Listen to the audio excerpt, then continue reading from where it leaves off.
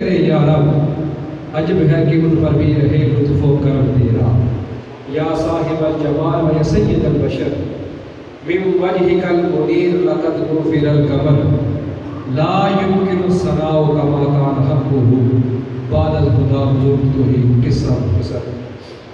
اللہ جل جلالہ وامن والہ وعظم ذکرہ وعتم برہانہ وجل شانہ کی حمد و ثنا اور سرور کائنات، مغفر موجودات، زینت بزم کائنات، قائد المرسلین، خاتم النبیین، احمد المجتبی، جناب محمد مصطفیٰ صلی اللہ تعالی علیہ وآلہ وسلم کی بارگاہ میں حدیث درود و سلام عرض کرنے کے بعد رب عز و جل کی بارگاہ میں دعا ہے کہ مجھے حق سچ کہنے اور ہم سب کو سن کر عمل کرنے کی توفیق عطا فرمائے۔ سامعین محتشم، آج میرے درس کا موضوع ہے تربیت اولاد۔ نبی پاک علیہ السلام کی حدیث پاک کا مفہوم ہے، فرمایا اذا ولدت للرجل جاریۃ۔ حضور نبی کریم علیہ السلام نے یہ ارشاد فرمایا کہ جب کسی انسان کے گھر بیٹی پیدا ہوتی ہے، رب تعالیٰ اس بندے پر کرم کتنا کرتا ہے۔ فرمایا اذا ولدت للرجل جاریۃ، کہ جب کسی انسان کے ہاں اس کے گھر بچی کی پیدائش ہوتی ہے، بیٹی پیدا ہوتی ہے، بعث اللہ تعالی لہا ملائکۃ، تو رب تعالیٰ اس بندے کے گھر آسمان سے فرشتوں کا نزول فرماتا ہے۔ رب تعالیٰ جس کے گھر بیٹی پیدا ہوتی ہے، رب تعالیٰ آسمان سے فرشتوں کو حکم دیتا ہے کہ میں نے فلاں گھر میں بیٹی پیدا کر دی ہے، میرے فرشتوں تم سارے مل کر اس کے گھر میں چلے جاؤ۔ اب وہ فرشتے آسمان سے اس بندے کے گھر میں آتے ہیں، آ کر کرتے کیا ہے؟ یزفون برق زفا، وہ فرشتے اس گھر میں آتے ہیں اور آ کر اس گھر میں برکت لے کر آتے ہیں، برکت کی سوغات اس گھر میں لے کر آتے ہیں، اور وہ فرشتے اس کو کہتے ہیں کہ یہ کمزور سی مخلوق کمزور سے پیدا ہوئی ہے، اور فرماتے ہیں کہ اگر تو اس بچی کی پرورش کرے گا، رب تعالیٰ کا پیغام دیتے ہیں۔ فرشتے اس گھر میں آ کر جس گھر میں بیٹی کی پیدائش ہوتی ہے، بیٹی کی ولادت ہوتی ہے، اس گھر میں فرشتے تشریف لاتے ہیں، لا کر پہلا کام یہ کرتے ہیں کہ اس کے گھر میں برکت نازل کرتے ہیں۔ اس کے گھر میں کیا کرتے ہیں؟ برکت نازل کرتے ہیں۔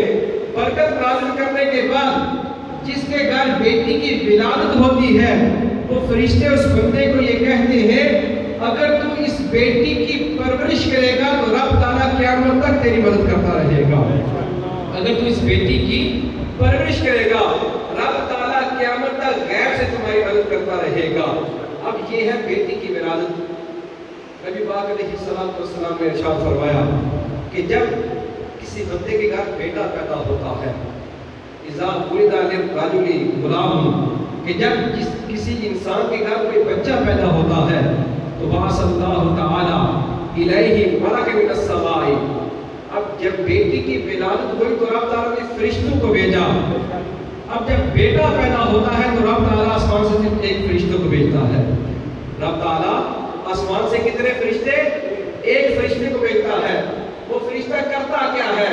فَقَبَّلَ بَيْنَ عَيْنَيْهِ، وہ فرشتہ زمین پر آتا ہے، جس گھر میں بچے کی ولادت ہوتی ہے، اس بچے کے پاس آ کر اس بچے کی دونوں آنکھوں کے درمیان بوسہ دیتا ہے۔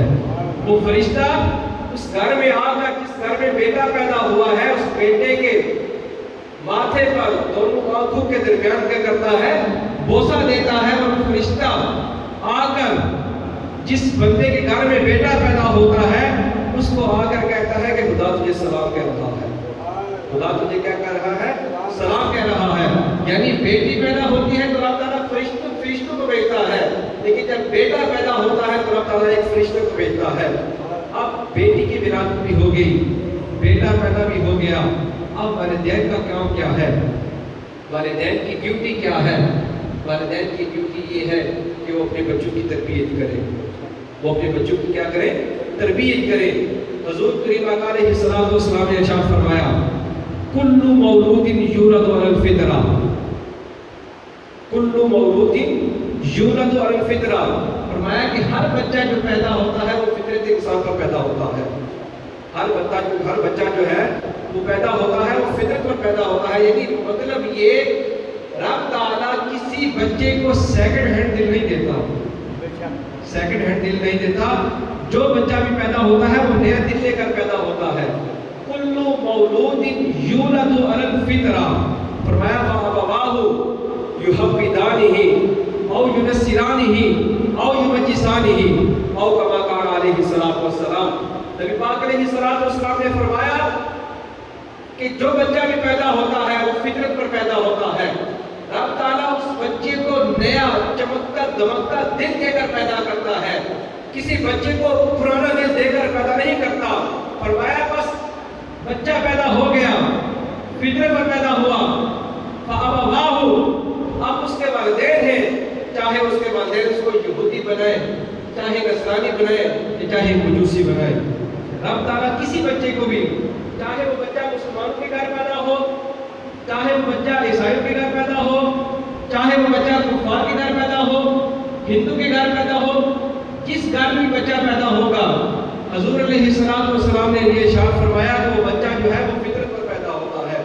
رب تعالیٰ اس بچے کو نیا دل دے کر پیدا کرتا ہے۔ اب اس کے والدین ہیں، اب وہ بچے کو چاہے کوئی یہودی بنا دے، چاہے نصرانی بنا دے، چاہے یہودی بنا دے۔ نبی پاک علیہ السلام نے ارشاد فرمایا کہ بچے کی جو سب سے پہلی کمپنی ہوتی ہے وہ اس کے والدین ہوتے ہیں۔ جو بچے کی سب سے پہلی کمپنی ہوتی ہے اس کے کیا ہوتے ہیں؟ والدین ہوتے ہیں۔ اس کے دوست بعد میں آتے ہیں، اس کے محلے دار بعد میں آتے ہیں، رشتہ دار بعد میں آتے ہیں۔ سب سے پہلے کون؟ اس کے والدین، جو اس کی تربیت کرتے ہیں، جو اس کی کیا کرتے ہیں؟ تربیت کرتے ہیں۔ اب تربیت اولاد جو ہے اس کے بنیادی 3 عناصر ہیں۔ کتنے؟ 3 عناصر ہیں۔ نمبر 1 حقوق اللہ، نمبر 1 حقوق اللہ، نمبر 2 حقوق رسول، نمبر 3 حقوق العباد۔ نمبر 3 کیا ہے؟ حقوق العباد۔ سب سے پہلا جو بچے پر حق ہے وہ اللہ کا حق ہے۔ وہ کیا ہے؟ اللہ کا حق ہے۔ یعنی والدین کی یہ حق بنتا ہے کہ اپنے بچے کو یہ بتائیں کہ اے بیٹا تجھ پر جو سب سے پہلا حق ہے وہ تیرے اللہ کا حق ہے۔ وہ رب کہ جس نے تجھ کو پیدا کیا، جو تجھے رزق دیتا ہے، مطلب یہ کہ اپنے بچے کو یہ بتائیں کہ تجھ پر سب سے پہلا حق اللہ کا ہے۔ یعنی پوری دنیا کا نعرہ ہوتا ہے تو ہو جائے، لیکن رب کی دربار کا نعرہ نہیں ہونا چاہیے۔ یعنی دنیا ناراض ہوتی ہے تو ہو جائے، ساری دنیا ایک طرف ناراض ہوتی ہے تو ہو جائے، لیکن تمہارا رب تم سے ناراض نہیں ہونا چاہیے۔ یعنی بچے کو یہ والدین پر حق ہے کہ اپنے بچے کو بتائیں کہ تجھ پر جو سب سے پہلا حق ہے وہ کس کا ہے؟ اللہ کا ہے۔ سب سے پہلا حق کس کا ہے؟ اللہ کا ہے۔ اب نمبر 2 حقوق رسول۔ اپنے بچوں کو بتائیں کہ اللہ کے بعد تم پر دوسرا نمبر جس کا حق ہے وہ کون ہے؟ نبی پاک علیہ السلام۔ نبی پاک علیہ السلام یعنی اپنے بچے کو یہ بتائیں کہ اے میرے بیٹے، نبی پاک علیہ السلام کی ذات مبارکت ایسی ذات ہے کہ اگر تم ان سے محبت کرو گے تو ساری چیزوں سے بڑھ کر محبت کرنی ہے۔ اگر تم ان سے محبت کرو گے تو محبت ایسی کرتے ہیں کہ ہر چیز سے بڑھ کر تم نبی پاک علیہ السلام سے محبت کرنی ہے، کیونکہ رب تعالیٰ نے کلمے میں فرمایا کہ لا الہ الا اللہ محمد رسول اللہ۔ سب سے پہلا حق اللہ کا ہے۔ اللہ کے پاس جس ہستی کا حق ہے وہ کوئی اور نہیں ہے، نبی پاک علیہ السلام کی ذات پر ہے۔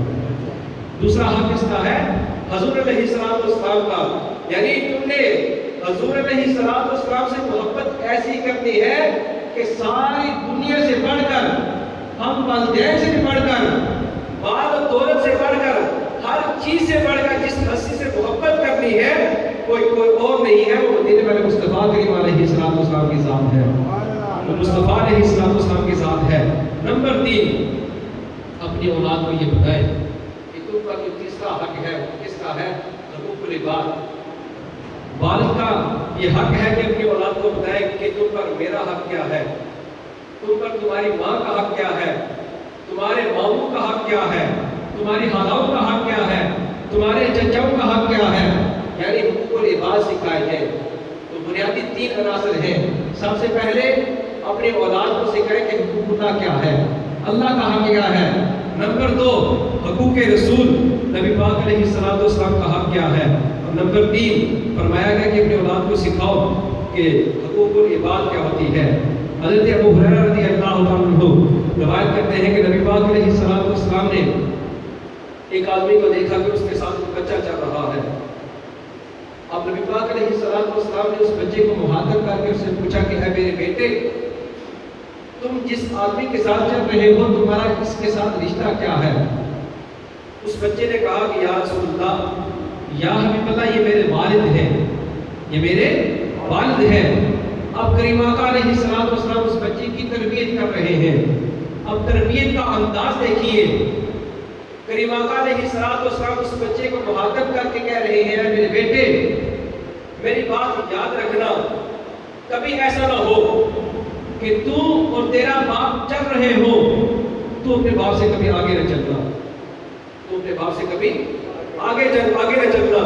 نمبر 2 فرمایا کہ اے میرے بیٹے میری ایک بات یاد رکھنا کہ کبھی ایسا نہ ہو کہ تیری وجہ سے تیرے باپ کو گالی دی جائے، تو کوئی ایسا کام نہ کرنا کہ تیری وجہ سے تیرے باپ کو گالی دی جائے۔ اب دیکھیں کہ تربیت کر رہے ہیں نبی پاک علیہ السلام اس بچے کی جو اپنے والد کے ساتھ چل رہا ہے۔ حضور علیہ السلام نے فرمایا کہ اے میرے بیٹے کبھی ایسا نہ ہو کہ تو اور تیرا والد چل رہے ہو اور تو چلتے میں اپنے والد سے آگے نہ جانا۔ نمبر 2 فرمایا کہ کوئی ایسا کام نہ کرنا کہ تیری وجہ سے تیرے باپ کو گالی دی جائے۔ نمبر 3 ارشاد فرمایا حضور علیہ السلام نے فرمایا کہ اے بیٹے کبھی ایسا نہ ہو کہ تم اور تیرا والد بیٹھ رہے ہو اور تم بیٹھنے میں اپنے والد سے پہل کر دے، کبھی ایسا نہ کرنا۔ نمبر 4 ارشاد فرمایا کہ اے میرے بیٹے ایک بات یاد رکھنا، کبھی اپنے والد کو نام لے کر نہ بلانا، اپنے والد کو کبھی نام لے کر نہ بلانا۔ یہ تربیت کا انداز ہے جو نبی پاک علیہ السلام نے کیا۔ نبی پاک علیہ السلام نے ارشاد فرمایا کہ اپنے بچے اور بچیوں کو نماز کا حکم دو، جب وہ 7 سال کے ہوتے ہیں تو ان کو نماز کا کہو، اور جب وہ 10 سال کے ہوتے ہیں فرمایا ان کو مار کر ان کو نماز پڑھاؤ۔ آج ہم اپنا اندازہ لگا لیں ہم کیا کرتے ہیں، ہمارے بچے پورا دن گھومتے رہتے ہیں، کھیل کود کرتے ہیں، بچہ کہے والد کو موبائل لے کر تو ہم اس کو موبائل بھی لے دیتے ہیں، جس چیز کو ضد کرتا ہے اس کو لے دیتے ہیں، لیکن ہم اپنے بچوں کی تربیت نہیں کرتے، اپنے بچوں کو یہ بتاتے نہیں ہیں کہ بچے تم کا نماز فرض ہے، تم نے نماز بھی پڑھنی ہے۔ اب رات کو والد جب گھر آتا ہے کام کر کے، گھر میں بیٹھ کر گفتگو و شنید ہوتی ہے، بات چیت ہوتی ہے، اگر والد جو ہے اپنے بچوں کے سامنے یہ کہے کہ اے میرے بچوں میں بھی سونے لگا ہوں تم بھی سو جاؤ، ہمیں صبح اٹھ کر نماز پڑھنی ہے، یا صبح اٹھ کر تہجد کی نماز پڑھنی ہے، اگر والدین اپنے بچوں کے سامنے یہ باتیں کریں گے تو بچے بھی بڑے ہو کر اپنے والدین کی فرمانبرداری کریں گے، اپنے والدین کے نقشے قدم پر چل کر وہ بھی نماز پڑھیں گے۔ تو اگر والدین نماز نہیں پڑھیں گے تو بچے بھی کہاں سے نماز پڑھیں گے؟ اگر والدین خود اس بات پر عمل نہیں کریں گے تو پھر بچے کہاں سے نماز پڑھیں گے؟ پھر نبی پاک علیہ السلام نے ارشاد فرمایا کہ اپنی اولاد کو سب سے پہلے جو بات سکھاؤ وہ یہ کہ لا الہ الا اللہ محمد رسول اللہ، یعنی اپنے بچوں کی زبان کا جب افتتاح کرو۔ آج ہم کو دیکھیں، اندازہ لگائیں، ہم بچوں کو کیا سکھاتے ہیں کہ بچے بولو ممی بولو، ڈیڈی بولو، ماما بولو، پاپا بولو۔ سنیے کریم آقا علیہ السلام نے کیا ارشاد فرمایا کہ بچہ جو ہے وہ جب زبان کا افتتاح کرے، زبان سے جب بولنا شروع کرے تو سب سے پہلے جو اس کی زبان سے کلمہ نکلے وہ کیا نکلے؟ لا الہ الا اللہ محمد رسول اللہ۔ تو اپنے بچوں کو یہ سکھاؤ کہ ان کا آخری کلمہ بھی یہی ہونا چاہیے، لا الہ الا اللہ محمد رسول اللہ۔ پھر نبی پاک علیہ السلام نے بڑی پیاری بات ارشاد فرمایا کہ جس بندے کا پہلا کلام، پہلی بات جب اس کی زبان زبان کا افتتاح ہوا اس کے منہ سے نکلا لا الہ الا اللہ محمد رسول اللہ، اور اس کا آخری کلمہ بھی یہی ہوا لا الہ الا اللہ محمد رسول اللہ۔ کریم آقا علیہ السلام نے ارشاد فرمایا کہ جس کا پہلا کلمہ اور آخری کلمہ یہی ہوا، اس دوران اس بندے نے جتنے بھی گناہ کیے رب تعالیٰ اس بندے پر اتنا کرم کرے گا کہ یہ کلمے کی برکت سے رب تعالیٰ اس سے کسی گناہ کا سوال ہی نہیں کرے گا۔ رب تعالیٰ اس بندے سے کسی گناہ کا سوال ہی نہیں کرے گا۔ کیوں؟ کہ اس وجہ سے کہ اس کا پہلا کلمہ جو ہے وہ لا الہ الا اللہ محمد رسول اللہ، اور دوسرا کلمہ بھی اس کا کیا تھا؟ لا الہ الا اللہ محمد رسول اللہ۔ پھر نبی پاک علیہ السلام کی حدیث پاک ہم کو حضرت جابر رضی اللہ عنہ عرض کرتے ہیں کہ ایک بندہ آیا نبی پاک علیہ السلام کے پاس، آ کے عرض کرنے لگا کہ یا رسول اللہ، یا حبیب اللہ، میرے پاس مال ہے، میری اولاد بھی ہے، مجھے پیسوں کی ضرورت بھی ہے، میرے ابا جان مجھے بڑا تنگ کرتے ہیں، وہ مجھ سے پیسوں کا مطالبہ کرتے ہیں، مجھے کہتے ہیں کہ مجھے پیسوں کی ضرورت ہے، یا رسول اللہ مجھے بتائیے کہ میں کیا کروں، میری اولاد بھی ہے، میں اولاد والا ہوں۔ تو نبی پاک علیہ السلام نے ارشاد فرمایا انت و مالک لابیک، تو اور تیرا مال جو تیرا باپ کا ہے، تو اور تیرا مال تیرے باپ کا ہے۔ یعنی عرض کرنے کا مقصد یہ ہے، نبی پاک علیہ السلام نے ارشاد فرمایا کہ تو بھی تیرے باپ کا ہے اور تیرا مال بھی تیرے باپ کا ہے۔ مطلب یہ کہ جب تو بچہ تھا تو تیرے والد نے کما کر تجھے کھلایا، تجھے بڑا کیا، اب تو شادی شدہ ہو گیا، تیری اولاد ہو گیا، اب تیرا حق ہے کہ تو کما کر اپنے والدین کو کھلائے، اب تیرا حق ہے کہ تو کما کر اپنے والدین کو کھلائے۔ پھر نبی پاک علیہ السلام نے ارشاد فرمایا کہ تم اپنے والدین سے اچھا سلوک کرو، تمہاری اولادیں تم سے اچھا سلوک کریں گی۔ اگر تم اپنے والدین سے اچھا سلوک کرو گے تو تمہاری اولادیں بھی تم سے اچھا سلوک کریں گی۔ پھر نبی پاک علیہ السلام نے ارشاد فرمایا کہ تم اپنی اولاد کو جو سکھاؤ وہ یہ کہ سب سے بڑی چیز یہ ہے کہ تم اپنی اولاد کو ادب سکھاؤ، اپنی اولاد کو کیا کرو؟ ادب سکھاؤ۔ ہارون رشید ایک بادشاہ گزرا ہے، اس نے امام نسائی رحمۃ اللہ علیہ ان کی ڈیوٹی لگائی کہ آپ نے میرے بچے کو جو ہے وہ حدیث کا علم دینا ہے، حدیث کا علم دینا ہے۔ اب وہ بچہ جو ہے ہارون رشید کا امام نسائی کے مدرسے میں پڑھنے لگا، داخل ہو گیا۔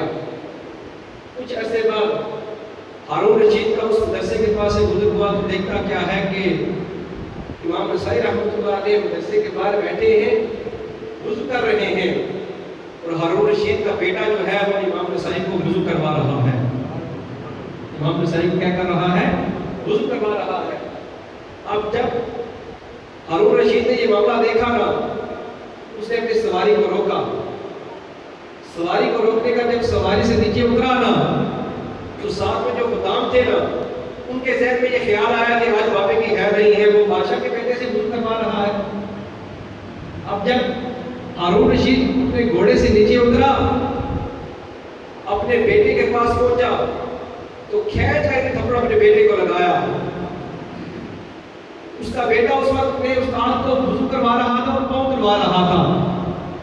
اب ہارون رشید نے تھپڑ مارا اپنے بیٹے کو، کہا کہ تو اپنے استاد کو وضو کروا رہا ہے اور پاؤں دلوا رہا ہے، تو اس طرح کر کہ ایک ہاتھ سے پانی ڈال اور دوسرے ہاتھ سے پاؤں دھو، ایک ہاتھ سے پانی ڈال اور دوسرے ہاتھ سے پاؤں دھو، کہ یہ تیرے استاد ہیں اور یہ اتنے بڑے محدث ہیں، اتنے بڑے محدث ہیں کہ جب یہ درس حدیث دیتے ہیں تو درس حدیث دیتے دیتے کتنے بندوں کا نبی پاک علیہ السلام کا دیدار ہوا ہے، کہ اتنا بڑا محدث ہے، تو ادب یہ سیکھ رہا ہے۔ ادب یہ ہے کہ تو استاد کے پاؤں دلوا، ایک ہاتھ سے استاد کے پاؤں دھو، دوسرے ہاتھ سے پانی ڈال، دوسرے ہاتھ سے کیا کر؟ پانی ڈال۔ تو نبی پاک علیہ السلام نے ارشاد فرمایا کہ اپنی اولادوں کو کیا کرو؟ ادب سکھاؤ۔ پھر نبی پاک علیہ السلام نے فرمایا کہ علموا اولادکم القرآن، اپنی اولاد کو قرآن سکھاؤ، اپنی اولاد کو کیا کرو؟ قرآن سکھاؤ۔ وحب نبی ہی، اور اپنے نبی کی محبت سکھاؤ، اپنے نبی کی کیا کرو؟ محبت سکھاؤ۔ بندہ جب اس دنیا میں سے چلا جاتا ہے نا، بندہ جب فوت ہوتا ہے تو 3 عمل ایسے ہیں جو مرنے کے بعد اس بندے کو فائدہ دیتے ہیں، کتنے؟ 3 عمل. نمبر 1 صدقہ جاریہ. صدقہ جاریہ، اگر کسی بندے نے صدقہ جاریہ کیا وہ مرنے کے بعد اس کو فائدہ دے گا. نمبر 2 علم نافع. اس بندے نے کسی کو کوئی علم دے دیا، کوئی علم سکھا دیا، وہ اس پر عمل کرتا رہا، وہ بندہ اگر فوت ہو گیا تو اس کو اس کا ثواب پہنچتا رہے گا. نمبر 3 نبی پاک علیہ السلام نے ارشاد فرمایا وہ نیک اولاد جو والدین کے مرنے کے بعد ان کے لیے دعا کرے وہ بھی ان کو فائدہ دے گی. وہ بھی کیا کرے گی؟ ان کو فائدہ دے گی. ایک بزرگ تھے، ان کا کسی کے قبرستان سے گزر ہوا تو دیکھا کہ قبر والے کو عذاب ہو رہا ہے. اب کچھ دن بعد پھر وہاں سے گزر ہوا تو دیکھا کہ اس کی قبر میں نور ہی نور پھیلا ہوا ہے.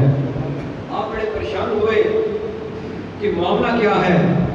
تو غیب سے آواز آئی کہ یہ بندہ جو ہے قبر والا جب یہ فوت ہوا تھا تو اس کی بیوی امید سے تھی. اس کی بیوی کیا تھی؟ امید سے تھی. رب تعالیٰ نے اس کے گھر میں بیٹے کی ولادت کی. اس کے گھر میں بیٹا پیدا ہوا. اس بیٹے کی ماں نے بچے کو مدرسے پڑھنے کے لیے بھیجا. مدرسے پڑھنے کے لیے بھیجا. جب بچہ مدرسے پڑھنے کے لیے گیا تو استاد نے بچے کو پڑھایا. بچے پڑھ بسم اللہ الرحمن الرحیم. کیا پڑھ؟ بسم اللہ الرحمن الرحیم. کہتے ہیں کہ جب بچے نے بسم اللہ الرحمن الرحیم پڑھا نا تو رب تعالیٰ نے اس بچے کے والد سے عذاب کو اٹھا دیا. کیوں؟ وجہ یہ ہے کہ فرمایا کہ جس کا بچہ زمین پر مجھے رحمان اور رحیم کہہ کے پکارے مجھے حیا آتی ہے کہ میں اس کے والد کو زمین کے اندر عذاب دوں. مجھے حیا آتی ہے کہ میں اس کے والد کو زمین کے اندر کیا کروں؟ عذاب دوں. تو نبی پاک علیہ السلام نے ارشاد فرمایا کہ اپنے بچوں کو کیا کرو؟ قرآن سکھاؤ. اپنے بچوں کو قرآن پاک کا علم سکھاؤ. پھر نبی پاک علیہ السلام نے ارشاد فرمایا کہ جس نے اپنے بچے کو نازلہ قرآن پاک پڑھایا، صرف نازلہ قرآن پاک، جس بندے نے اپنے بچے کو نازلہ قرآن پاک پڑھایا پھر ہوگا کیا؟ قرآن پاک تو اس نے پڑھ لیا، یہ فائدہ تو ہوگا ہی، لیکن رب تعالیٰ اس قرآن پاک پڑھانے سے اس بندے کے سارے پچھلے گناہوں کو بخش دے گا. رب تعالیٰ آپ دیکھیں والدین نے بچے کی تربیت کی، بچے کو نازلہ قرآن پاک پڑھنے کے لیے مسجد بھیجا. اب بچے نے نازلہ قرآن پاک پڑھ لیا، اب بچے کو بھی فائدہ ہوگا، اس کے والدین کو بھی فائدہ ہوگا. بچے کو فائدہ یہ کہ اس نے قرآن پاک پڑھنا سیکھ لیا. اب بچے کے والد کو فائدہ کیا ہوگا کہ رب تعالیٰ نے اس کے قرآن پاک پڑھنے کی برکت سے اس کے والد کے پچھلے سارے گناہوں کو بخش دیا. اس کے پچھلے سارے گناہوں کو کیا کیا؟ بخش دیا. تو والدین کا حق ہے کہ ان کے اپنے بچوں کی کیا کریں؟ تربیت کریں. اپنے بچوں کو سکھائیں کہ بچے آپ نے نماز پڑھنی ہے، آپ نے بڑوں کا ادب کرنا ہے.